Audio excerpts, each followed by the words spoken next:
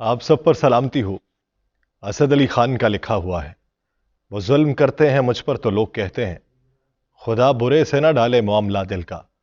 फिर आज कूचा एक काकुल से कोई पूछेंगे, सुना है लुट गया रास्ते में काफिला दिल का।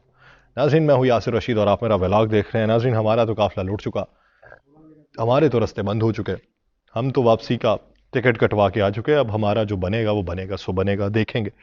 लेकिन बतौर शाही के क्रिकेट सेमीफाइनल का जो मार्का है, जिसमें जिसकी टीम भी फेवरेट है, जो समझता है कि ये टीम फाइनल के अंदर जाएगी, उसके कुछ हकायक बयान कर रहे हैं। India versus New Zealand, south Africa versus Australia.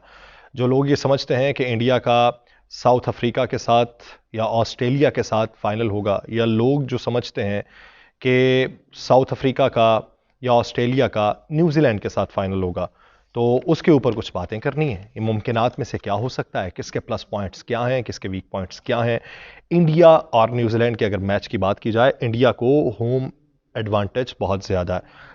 ये एक अलग बात कि टॉस का एडवांटेज, डीआरएस का सिस्टम, ये सारी चीज़ें एक तरफ को रखिए। हाँ, उसमें तहफ़्फ़ुज़ात हैं, वो तहफ़्फ़ुज़ात तो रहेंगे, लेकिन जो हकायक हैं, जो कारकर्दगी है, वो कारकर्दगी इंडियन टीम की काफ़ी मजबूत है।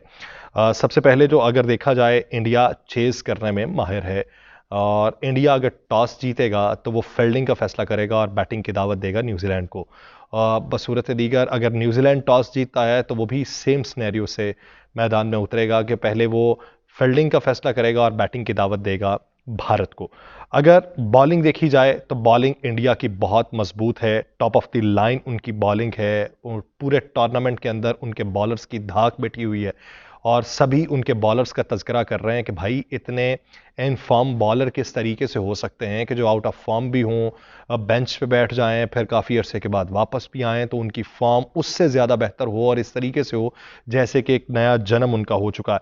स्पिन इंडिया का बेहतरीन चल रहा है, उनके स्पिन ट्रैक हैं, उसके ऊपर खेलने की महारत उन्हें खूब हासिल है, और इकोनॉमी बॉलिंग भी उन्हीं की तरफ से करवाई जा रही है। अगर आप पूरे टूर्नामेंट में देखें, फास्ट स्पिन उनके जो दोनों डिपार्टमेंट्स हैं बहुत मजबूत हैं, टॉप ऑफ द लाइन उनके दोनों डिपार्टमेंट्स हैं। पहला पावर प्ले, उसके अंदर सबसे ज़्यादा विकेट्स लेने वाली टीम भी इस पूरे टूर्नामेंट में इंडिया की है, क्योंकि अपनी बॉलिंग लाइन का वो बेहतरीन इस्तेमाल करते हैं और लाइन एंड लेंथ मजबूत रखते हैं। दोनों एंड्स के ऊपर बेहतरीन बॉलिंग करवाई जाती है। उनका बॉल का सीम जो है वो ज़मीन पे लगता है, जो दूसरे बॉलर्स का बहुत कम लग रहा है। इससे ये पता चलता है कि भारत ने अपनी टीम की बॉलिंग के ऊपर बहुत ज़्यादा मेहनत की है, और उसी मेहनत का वो नतीजा ये देखते हैं कि अपनी मर्जी की अगर विकेट है तो उसका इस्तेमाल आप जिस तरीके से करना चाहें हो सकता है। सिर्फ उंगलियों को घुमाना है, लाइन और लेंथ रखनी है, फिर गेंद नाचती हुई आपको दिखाई देगी, और उनकी गेंदें नाचती हुई हमने देखी भी हैं। जिस तरीके से उनका स्विंग होता है, इन स्विंग, आउट स्विंग,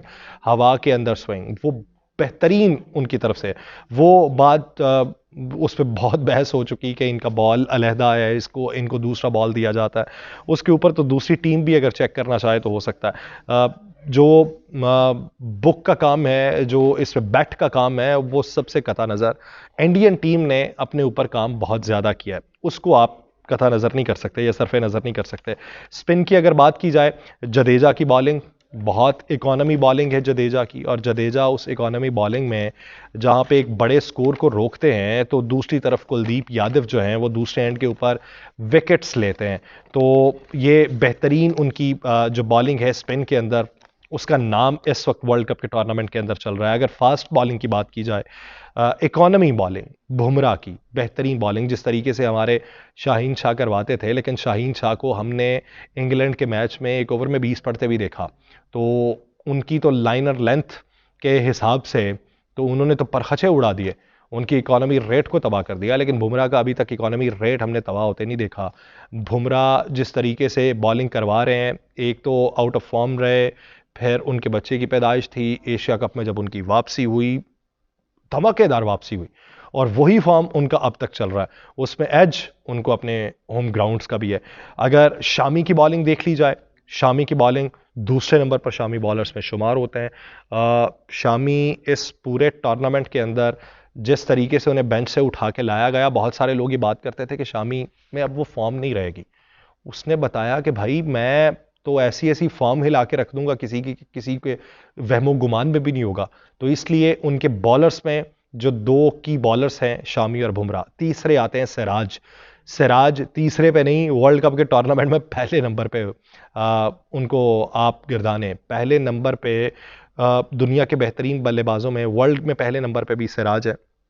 अब सिराज को विकेट्स लेने के हिसाब से इस पे जाम्पा हैं जो पहले नंबर के ऊपर हैं, लेकिन सिराज की बॉलिंग जिस रफ्तार से वो करवाते हैं, लाइन और लेंथ जिस तरीके से उनकी मजबूत है, स्विंग पे महारत जिस तरीके से उनको आ रही है, वो गेंद का इस्तेमाल जिस तरीके से करते हैं, जब तक वो पुराना नहीं हो जाता सिराज उसका भरपूर फ़ायदा उठाते हैं।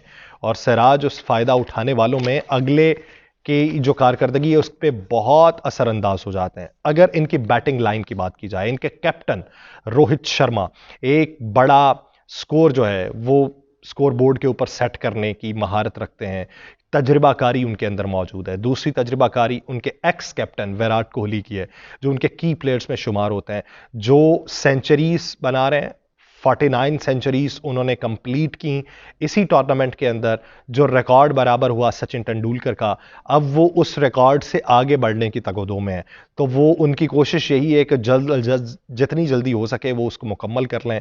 तो इस सेमीफाइनल में उनकी तरफ से भी उम्मीद है। तीसरे इनके प्लेयर थे शुभमन गिल।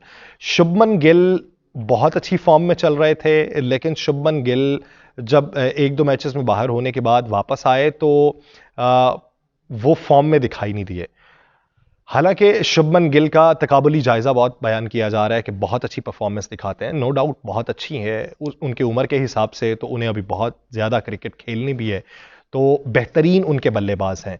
लेकिन शुभमन गिल की अगर कारकर्दगी वापस नहीं आती तो तीसरे की प्लेयर के तौर पे आप केएल राहुल को शामिल कर सकते हैं। केएल राहुल में तजुर्बाकारी भी मौजूद है, केएल राहुल में जारहाना खेल पेश करना भी मौजूद है, केएल राहुल में अच्छी पार्टनरशिप लगाने का हुनर भी मौजूद है। केएल राहुल में जो अगर टीम मुश्किल में है या मुश्किल से निकाल के उसे कंफर्ट जोन में लेके जाना है तो उसकी महारत भी केएल राहुल रखते हैं। अब अगर न्यूजीलैंड की अगर आप बात कर लें तो पहला पावर प्ले बोल्ट जो है उसमें वो विकेट टेकर उनके बॉलर हैं। इकोनॉमी रेट उनका अच्छा नहीं है, उनको मार पड़ती है, लेकिन वो विकेट टेकर बॉलर हैं। दूसरी तरफ फास्ट के अंदर जो मुश्किलात का सामना करना पड़ रहा है न्यूजीलैंड को, मैट हेनरी के इस टूर्नामेंट से आउट हो जाने के बाद उनको दूसरे एंड पे मुश्किलात का सामना करना पड़ रहा है, बिल्कुल उसी तरीके से जिस तरीके से हमें इस टूर्नामेंट के अंदर नसीम शाह की कमी महसूस हुई, क्योंकि दूसरा एंड हमारा कमज़ोर हुआ, जिस पे हमने बहुत से लोग आजमाए। हमने हसन को आजमाया, हमने हारिस रऊफ को आजमाया, हमने इफ्तिखार को आजमाया। हम हर किसी को आजमाने के बाद इस नतीजे पे पहुंचे कि भाई नसीम शाह की कारकर्दगी जो है वो, उसकी कमी जो है वो इस पूरे टूर्नामेंट में एक की रोल उसने अदा किया है हमको हरवाने में। तो वो स्ट्रगलिंग करते न्यूजीलैंड इस पे दिखाई दे रहे हैं। अगर स्पिन की बात की जाए तो जिस तरीके से उनके जडेजा हैं, कुलदीप यादव हैं, तो इनके पास सेंटनर जो है वो नपी तुली बॉलिंग करते हैं। की प्लेयर अगर बैटर्स के तौर पे देखे जाएं, केन विलियमसन जो उनके कैप्टन हैं वो एक अच्छी इनिंग खेल सकते हैं, क्योंकि 7 माह बाद वो वापस आए थे तो अनफॉर्चुनेटली उनका थंब जो था वो फ्रैक्चर हुआ, जिसके बाद उन्हें फिर गेम से आउट होना पड़ा। लेकिन उसके बाद वो वापस आए तो अच्छी खासी फॉर्म के अंदर वापस आए। उनका ये मेरे ख्याल से गालिबन आखिरी टूर्नामेंट होगा वर्ल्ड कप का, लेकिन वो उसमें परफॉर्मेंस अच्छी देने की कोशिश कर रहे हैं और अच्छी दे भी रहे हैं। दूसरे उनके रचिन रविंद्रा जो हैं, रविंद्रा की परफॉर्मेंस पे रविंद्रा की मुशाबहत जो है वो सचिन तेंदुलकर की सूरत में देखने में आ रही है। उनके जितने तस्करे तबसरे हो रहे हैं और उनके की प्लेयर्स के तौर पे वो शुमार होते हैं। डैरल मिचेल तजर्बाकार खिलाड़ी, वही परफॉर्मेंस अगर वो दें तो बहुत आगे बढ़ सकते हैं। दूसरी तरफ अगर उनके मिडल ऑर्डर के बाद की बात की जाए, ऑलराउंडर की, आखिरी ऑलराउंडर उनके फिलिप्स जो हैं, तो फिलिप्स अगर चल गए तो एक अच्छा स्कोर जो है वो न्यूजीलैंड की टीम बना सकती है। लेकिन फिलिप्स को पिछले कुछ मैचेस में बतौर बॉलर बहुत मार पड़ी है, तो देखना यह है कि वो कम बैक करते हैं, अपनी वो जो पॉपुलैरिटी है या अपनी परफॉर्मेंस को दोबारा रीगेन कर सकते हैं या नहीं कर सकते। तो ये जो मैच है इसमें अगर मजमूई तौर पे देखा जाए तो इंडिया की बॉलिंग बहुत मजबूत है और टूर्नामेंट जो जितवाते हैं वो बॉलर जितवाते हैं, बैटर्स सिर्फ मैच जितवा सकते हैं। तो अभी तक इंडिया जो जीतता आया है उसमें उनके बॉलर्स का बहुत बड़ा किरदार है। अच्छा, अब अगर बात कर ली जाए, इसमें इंडिया मजबूत है। अब अगर बात कर ली जाए साउथ अफ्रीका वर्सेस ऑस्ट्रेलिया, तो टॉस जीत के साउथ अफ्रीका अगर टॉस जीतेगा तो बैट फर्स्ट पे जाएगा, क्योंकि साउथ अफ्रीका चेस में बेहद कमजोर है। बहुत सारे मैचेस में ई चौक हो जाते हैं, इसीलिए इन्हें चौकर्स भी कहा जाता है। और सेमीफाइनल में तो बिलखुसूस चेज इनके लिए बहुत मुश्किल है, तो इसलिए वो टॉस जीतेंगे तो वो बैटिंग की तरफ पहले जाएंगे। ऑस्ट्रेलिया जो है वो चेज भी अच्छा कर लेता है, लेकिन ऑस्ट्रेलिया कमजोरी को जानता है साउथ अफ्रीका की, तो ऑस्ट्रेलिया जब टॉस जीतेगा तो ऑस्ट्रेलिया भी बैटिंग पे पहले जाएगा और ऑस्ट्रेलिया जो है उन्हें फील्डिंग की दावत देगा कि आप पहले फील्डिंग करें। तो उन्हें पता है ये चेज में कमजोर हैं, तो आसाब पे हम हावी हो जाएंगे। अगर बॉलिंग की बात करें तो साउथ अफ्रीका जो है वो पावर प्ले में स्ट्रगलिंग करता हुआ दिखाई दे रहा है। पावर प्ले में विकेट्स उनकी कम निकल रही हैं, स्ट्रगलिंग उनकी बहुत ज़्यादा चल रही है। इस वक्त पावर प्ले के इस्तेमाल के हवाले से वो 8वें नंबर के ऊपर मौजूद है। अगर ऑस्ट्रेलिया की बात की जाए तो उनका मिडल ऑर्डर वीक है, लेकिन ग्लेन मैक्सवेल अगर फिर परफॉर्मेंस दिखा पाए, एक मैच में तो उन्होंने ऐसी धाक बैठाई है कि दुनिया क्रिकेट की तारीख तब्दील कर दी है। अब दूसरे मैच में देखना है वो मैच जो अहम मैच है उसमें उनकी परफॉर्मेंस क्या रहती है, क्योंकि हमने फ़खर जमान की परफॉर्मेंस देखी, 2 मैचेस में मैन ऑफ द मैच रहे। आज के मैच में फ़खर जमान जो जिस तरीके की उनकी परफॉर्मेंस रही, एक आसान कैच उन्होंने दे दिया, तो उसके बाद तो आप ग्लेन मैक्सवेल का अंदाज़ा लगाइए कि क्या वो बेहतर परफॉर्म कर पाएंगे या नहीं कर पाएंगे। साउथ अफ्रीका का मिडल ऑर्डर वो ऑस्ट्रेलिया के मिडल ऑर्डर से बहुत ज़्यादा मजबूत है। उनकी अगर ओपनिंग पार्टनरशिप टूटती भी है तो मिडल ऑर्डर उनका आके फिर सहारा देता है।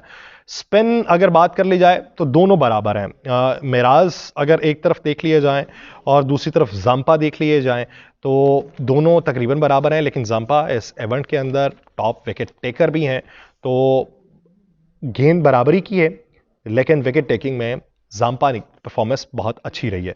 और अगर बैटिंग में हम देखें तो एक तरफ डिकॉक हैं, दूसरी तरफ वार्नर हैं, दोनों लेफ्ट हैंडर हैं और दोनों पॉजिटिव क्रिकेट खेलते हैं, दोनों अपनी टीम को मजबूत कर सकते हैं।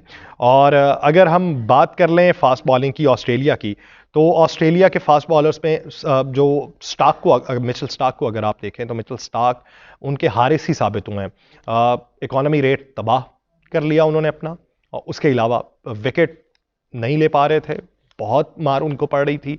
उनके मुकाबले में अगर आप हेजलवुड को देखें तो हेजलवुड बहुत बेहतर हैं उनके मुकाबले में, इकोनॉमी के मुकाबले में भी और विकेट के मुकाबले में भी। साउथ अफ्रीका फास्ट बॉलिंग में ऑस्ट्रेलिया से मजबूत है। अगर ऑलराउंडर अगर आप देखें तो ऑलराउंडर में उनके मिचेल मार्श जो हैं, स्टॉइनिस जो हैं, पैट्रिक जो हैं, वो बेहतरीन परफॉर्मेंस दिखा सकते हैं। तो इसमें अगर मजमूई तौर पर देखा जाए साउथ अफ्रीका वर्सेस ऑस्ट्रेलिया, तो साउथ अफ्रीका बहुत हद तक ऑस्ट्रेलिया से मजबूत दिखाई देती है, लेकिन ऑस्ट्रेलिया एक जारहाना खेल पेश करने के मोड में मैदान में उतरती है और दूसरे वो चौकर्स हैं। तो अब दोनों जो हैं उनके लिए कोशिश तो यही होगी कि वो आगे बढ़े। साउथ अफ्रीका की कोशिश ये होगी कि वो पहली बार वर्ल्ड कप अपने नाम कर सके। अभी तक के क्रिकेट के पंडित ये बताते हैं कि मजबूत जो टीम है फाइनल के लिए, एक तरफ से इंडिया, दूसरी तरफ से साउथ अफ्रीका, लेकिन पांसा किसी का भी पलट सकता है। टॉस के ऊपर मुनहसर है, परफॉर्मेंस के ऊपर मुनहसर है, पिच के ऊपर मुनहसर है। दोनों की कारकर्दगी, दोनों के प्लस एंड वीक पॉइंट्स आप तक हैं। आप अपनी राय दीजिए कि आपकी नज़र में फाइनल में कौन सी टीमें होंगी। मुझे दीजिए इजाज़त, अल्लाह निगहबान।